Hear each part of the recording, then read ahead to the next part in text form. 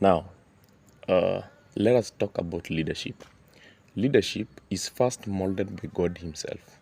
Leadership is molded for the first time in the opening chapters of the Bible. That is the book of Genesis, chapter 1, verse 1, where the Bible speaks and says that in the beginning God created heaven and earth. So, the first quality of leadership that is molded is the quality of change, because we see God bringing change right immediately we are introduced into the space that God created heaven and earth.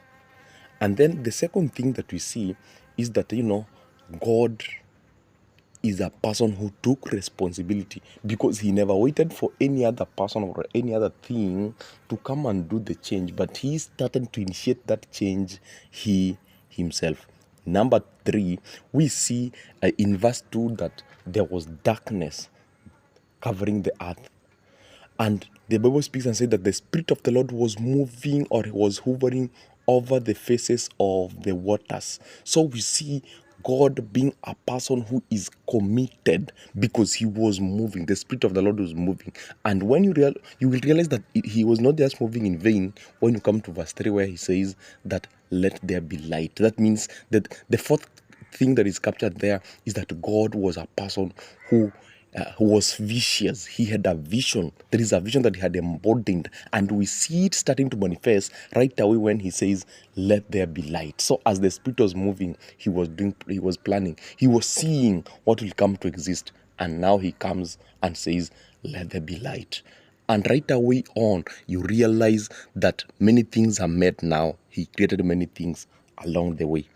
When we leave that, the fifth thing that we capture that God models, it is in Genesis chapter 1 verse 26, where he says, "Let us make man in our own image and after our likeness, to have dominion over the birds of the air, the fish of the sea, and everything that creeps on the earth." What do we see here?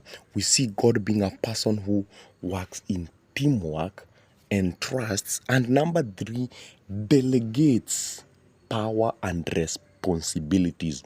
Let us make man. I don't have time to talk about let us. There is a teamwork. There is a one. The Bible speaks and says, that I and my Father, that is just speaking, we are one. And we see here, let us. There was no argument. Let us. There was unity. Number 2, when you see them, when you see God saying, "Let us make man," the idea of man, it is not, to come and entertain us. No, to come and have dominion. The exact responsibility that I'm having, I'm going to delegate it to man.